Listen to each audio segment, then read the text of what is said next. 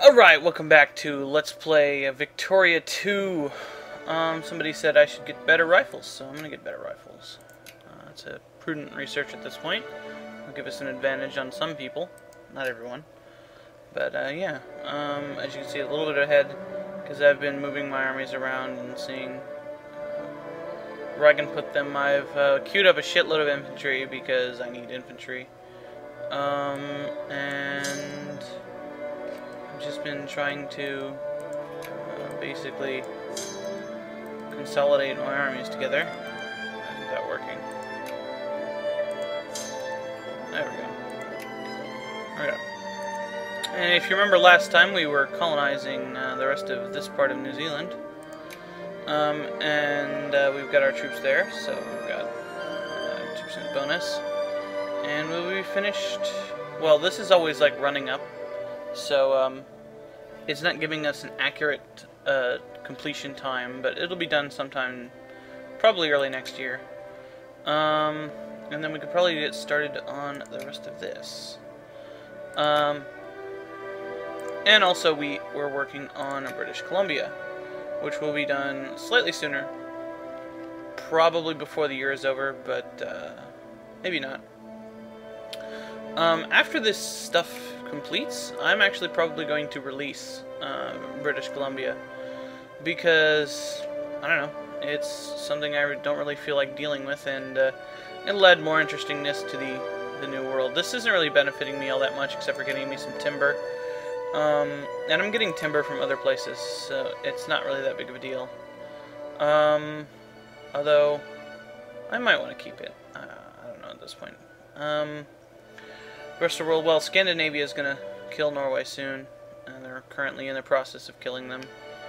I don't think that's really going to do them a whole lot. But, yeah.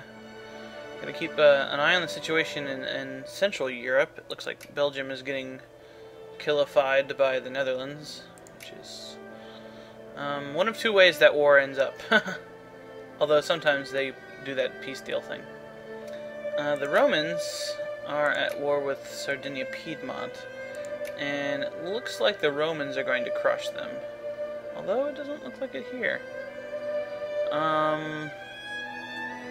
I know from just how much manpower this area can produce that you're probably going to crush Sardinia Piedmont. I own too much of the good area of France, and they don't own the southern France, etc., for them to really stand up to that, so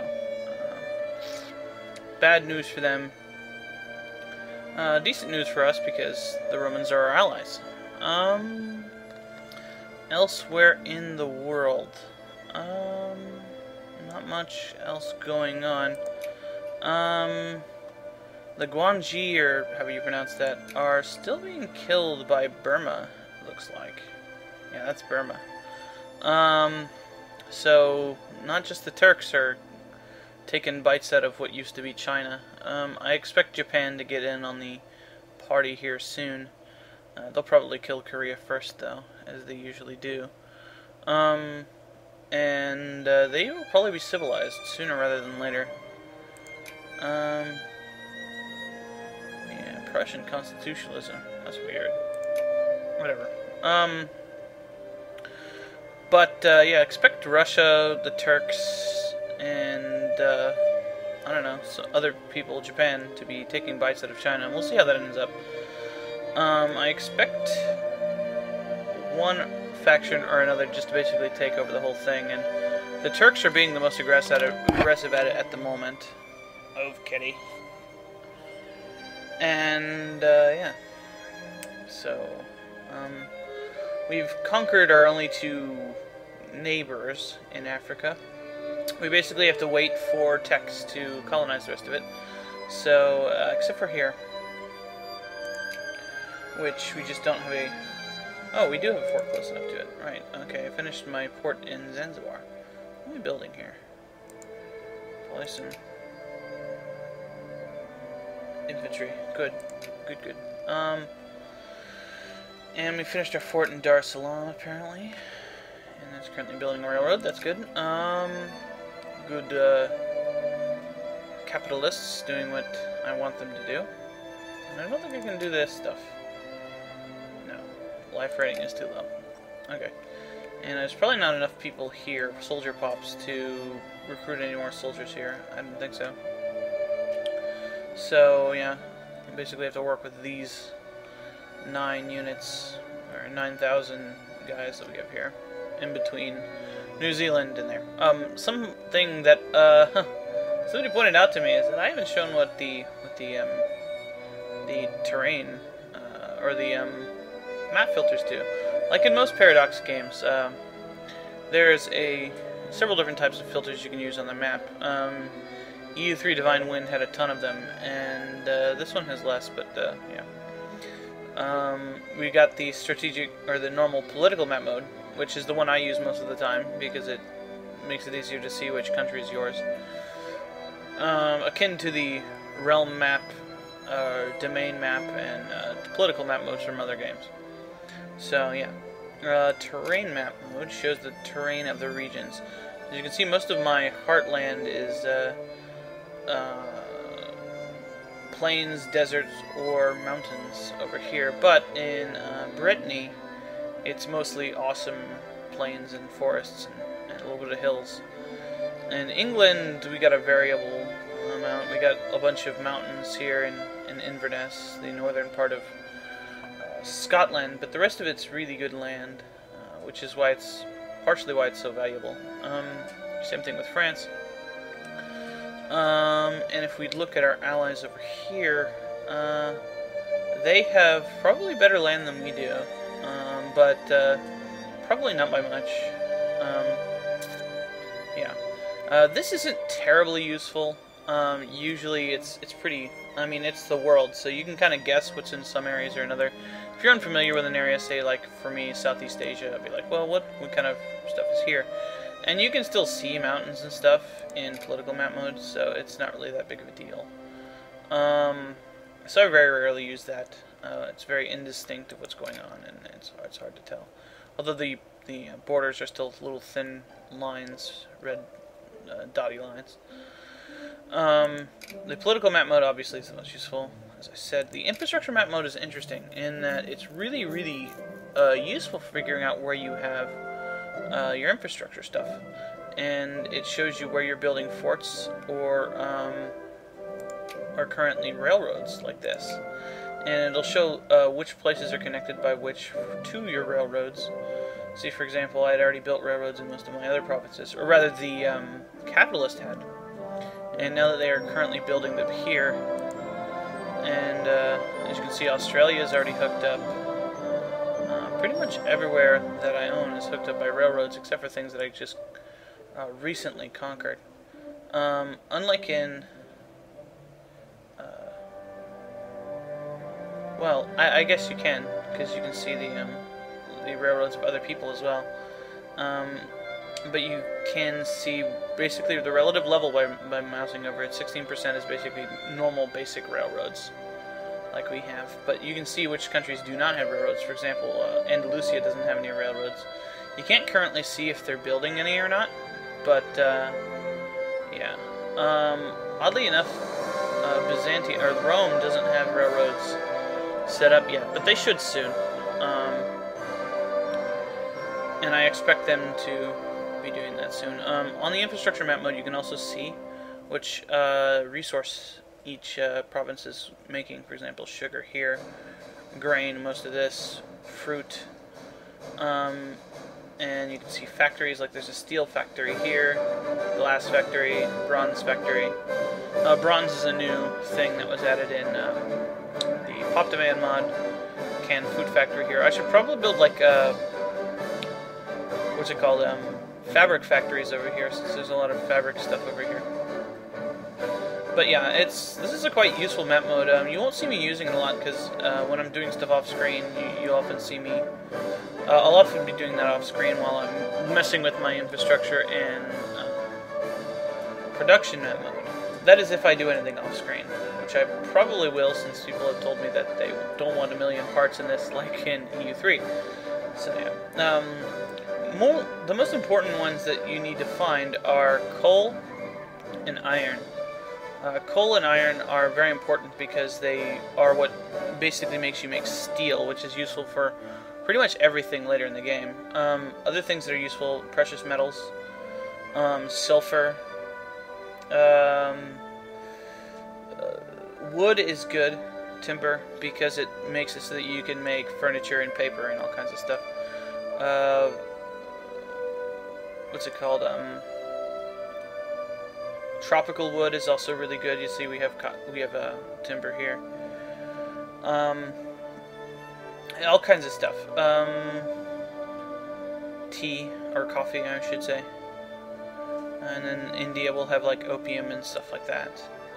Pretty much everything is useful, but I like looking for the metals first and foremost because they really boost your ability to build other stuff later, because pretty much all of it uses iron. Steel, I should say. Next is the diplomatic map mode. This is akin to most of the diplomatic map modes in other games. As you can see, our map is green, and our allies are this lighter green. So we are allied with Andalusia, the Roman Empire, and Russia right now.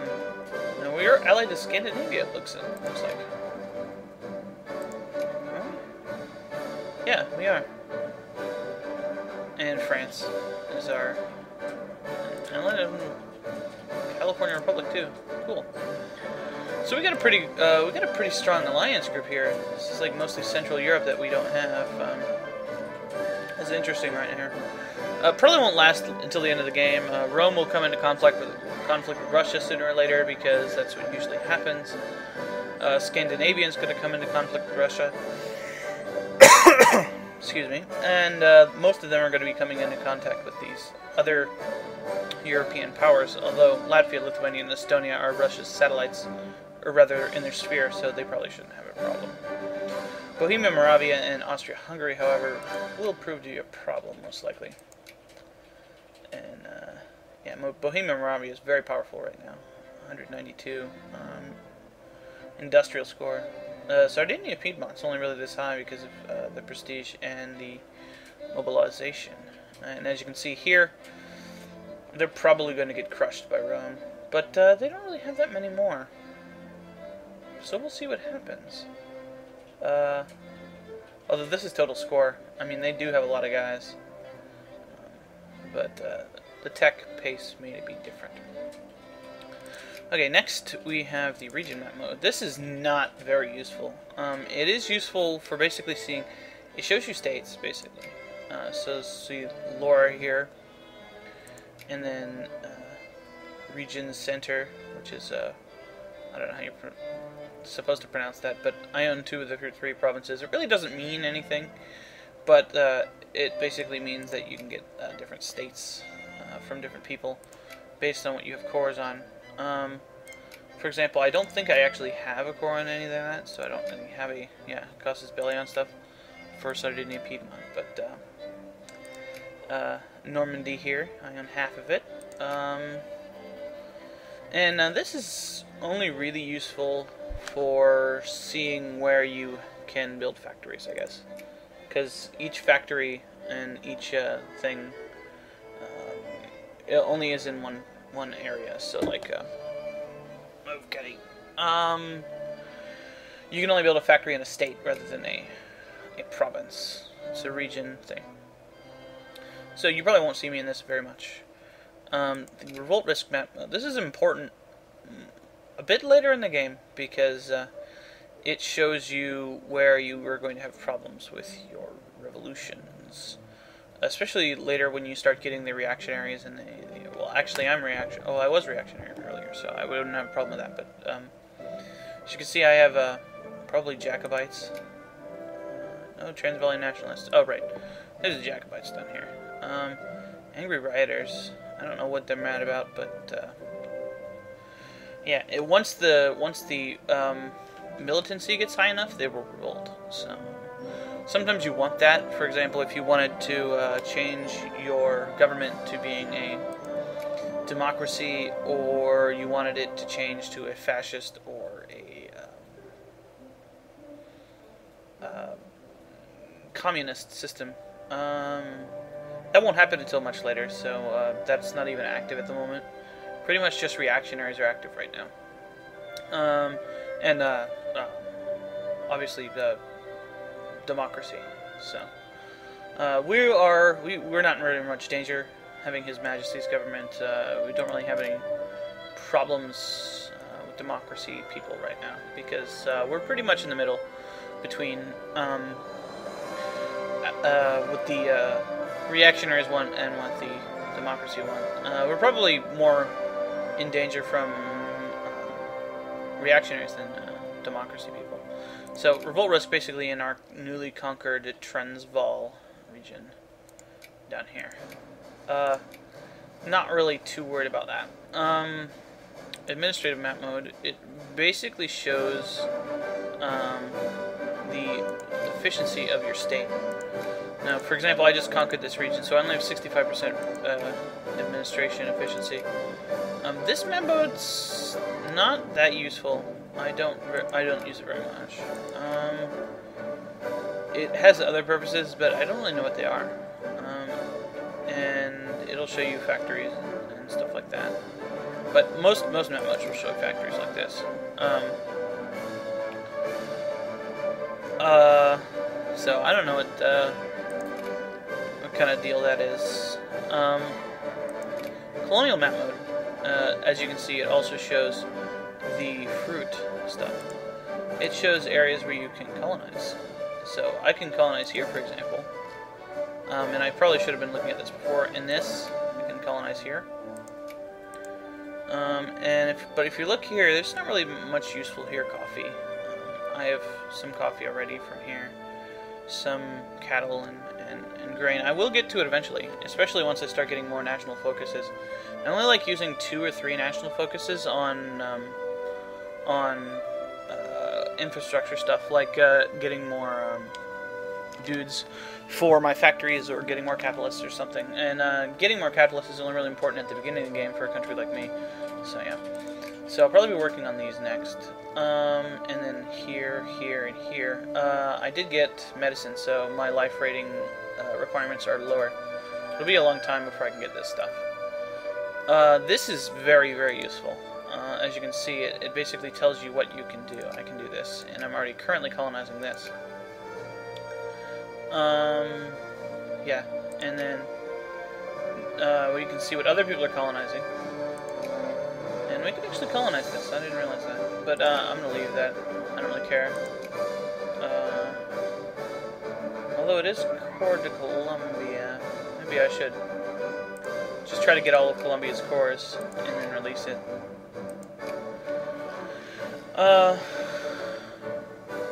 That's probably a good idea. As you can see, all of these have the United States flag on them, so that it's required for any country who wants to form the United States to get all of these. Unfortunately, that's going to take a while, because Quebec is not a secondary power, and neither is Canada at this point. So really, it's up to New England to do most of it, as I kind of expect it to happen. But I might go in later and take the cores off, so they don't need to do that. And obviously, Alaska doesn't have any cores. So,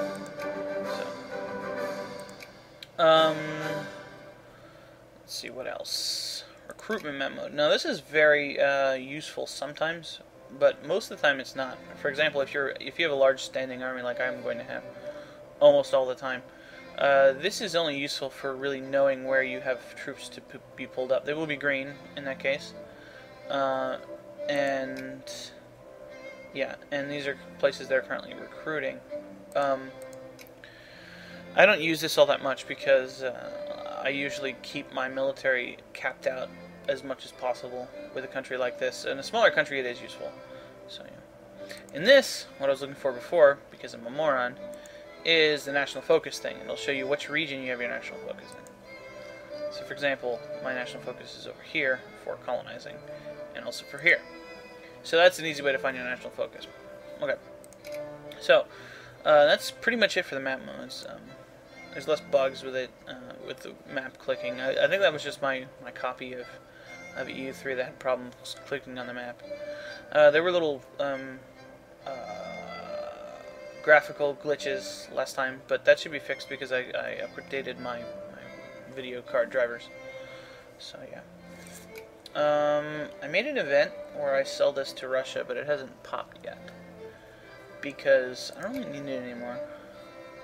Can we colonize here? No. We need 5. And it looks like the Turks are colonizing here, so they're going to get that before me. Easily, without any problems. So yeah, looks like we're going to have close borders with Turkey. Our next target for attack. It looks like Nagpur has gotten some stuff from Bengal, I think. I don't actually remember their borders that well. No. I didn't think they were this big, though. Truce with Bengal. Yeah, they've taken a bite out of them. So Bengal may not be as powerful as I expected them to be. They actually look like they're collapsing because they're now more with this people, too. I'm looking at Sindh or Calicut in Mysore. But if you look, our infamy is rather high, so we can't really afford to go to war at the moment. Getting your high infamy conquest out of the way early is a good idea, because as you go through the game, your what's it called? Your infamy will go down. So basically, I'm going to go off screen for a while because I'm not planning on doing anything major at the moment. But I will come back if something important happens like this, or this completes, and then I move my internal focus somewhere else, or somebody declares war on me, like that's going to happen, or I get pulled into war because of Rome, Russia, Scandinavia, whatever. I probably won't go to war for Andalusia. I'm basically just protecting them at the moment. But yeah, I'll keep you up to date on things, but just running through time is not going to be doing that, because I've gotten through about, I mean, the game starts in 1836, I've gotten through 9 years, and I've already done I don't know, several hours of footage, so, although the game is only 100 years, so, yeah, I'm going to cut here, and I'll be back when something interesting happens. And I'm going to organize my armies up, because I'm building a shit ton of guys. So, look at that. Holy shit. But I'm building a lot of infantry. As I explained, these guys are not the irregulars. They are just normal infantry. But they are different. They're not irregulars like in normal Vicky. Vicky 2 at least. As you can see, these guys, they're basically naked infantry because they don't require clothes. They still require small arms and stuff. They're not guys with swords and halberds and stuff like in normal Vicky. The Chinese will have tons of those guys, and Japan starts with them. But you can, anybody who's played Japan knows you can westernize real easy. But yeah, I'm building those because I need to build those because I don't have that many British guys. So yeah, I'll be back. Well, this is important. Norway has annexed, or Scandinavia has annexed Norway. Let's go look it up. Yeah, now Scandinavia is all Scandinaviaized. As you can see, I'm having trouble with money because I'm building a shitload of troops. So I'm not really worried about that right now. Wait till it equalizes. I probably will go into debt, though, at the moment. Yeah, because I'm building a ton of shit.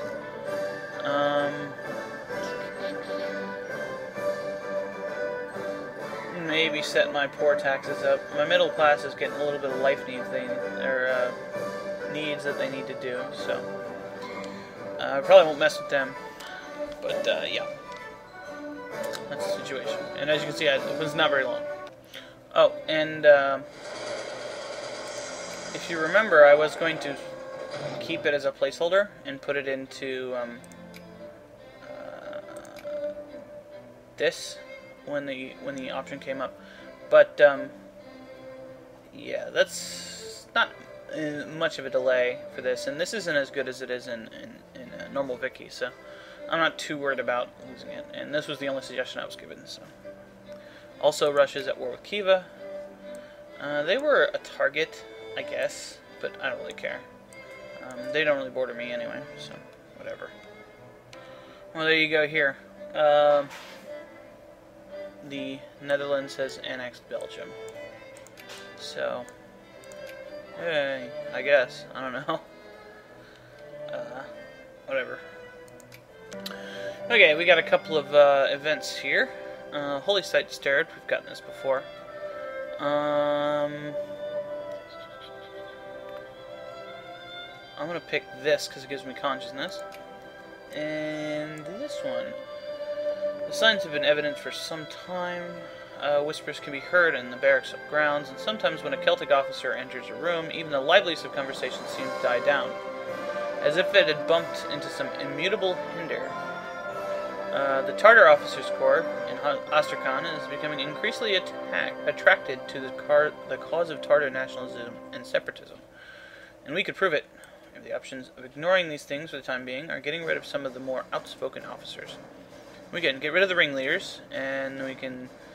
Everywhere that has officers and the consciousness above 6 and not British, population changed by minus 50%, lose 2 consciousness and gain 2 militancy. We can pretend that it rains, and for the same thing, they gain 1 militancy. I don't want to lose, like, half of my officers in some places. Probably just...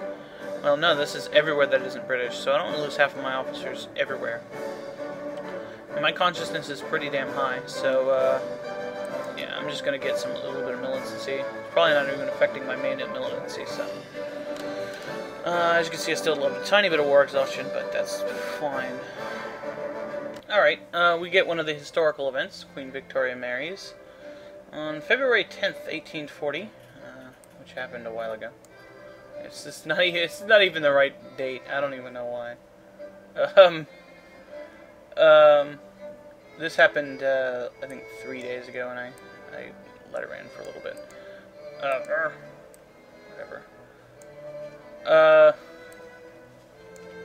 Get out of the way. Okay. Prince Albert of Saxon-Coburg-Gotha. Unlike many other marriages of the time, this one was based primarily on sympathy, not dynastic calculations. So I can use a vacation too and get 5.25 prestige.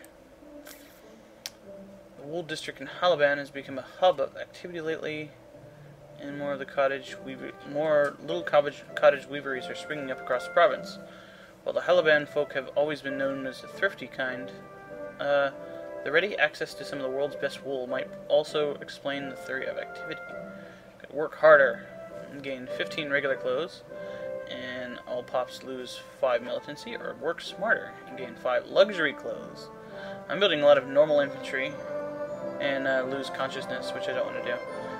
I'm building a lot of regular infantry, which means I need regular clothes, so let's do that. And Brazil is at war with the Papal States, because the Papal States own part of Brazil, over here. So, and they probably want that back. Let's take a look at the wars real quick. Rome is losing against Sardinia, because I don't know why. Anything of this interesting? Not really. Same thing here. But yeah. Great Powers, Bohemia Moravia is moved up on the Great Powers list above Sardinia Piedmont because of this. They're a massive industrialist war. So, yeah. That's pretty much it for now. Oh, this is interesting. Sardinia Piedmont is winning enough that they're actually adding a war goal to liberate Campania, which is, I don't know, somewheres. Well, I could look on the region map mode. This, okay. See, that is useful. Not really important right now, but yeah, if Rome doesn't get their shit together, they're gonna have a problem. Well, it looks like the Turkish Caliphate is getting even more land. have taken some land from Punjab, so going down into India as well. That's actually a bit disturbing, but yeah, hopefully Russia can keep them in check, or we're gonna have to do something about that. Uh-oh, the Blight of 1839. Phytophthoria, blah blah blah. Science. The dreaded potato blight has struck Mecca. The Meccan potato blight. Starving local smallholders, and in some places driving whole families from their homes. The potato blight has caused a localized famine that is threatened to spread. We can spare no effort in relieving the local farmers. Mecca gets potato blight until March 10th of next year, giving a plus 10% life needs for poor strata, minus 0.01 prestige, minus 50% farming efficiency. Let's see what Mecca makes. Mecca actually produces wheat, so that is bad. Or grain.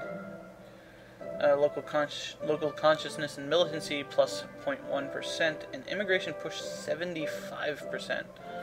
That 75% is actually one of the reasons why the Americas tend to get really, really big later. It's because other places pull immigrants from them to do that. And all pops gain 3 consciousness and we lose 2 prestige. Or we can say, let them eat cake. We don't lose the prestige and they don't gain the stuff. But we get it lasts until September, and basically the same other effects. We're going to spare no effort in relieving the farmers because we want it to last as short as possible so that we keep most of our people.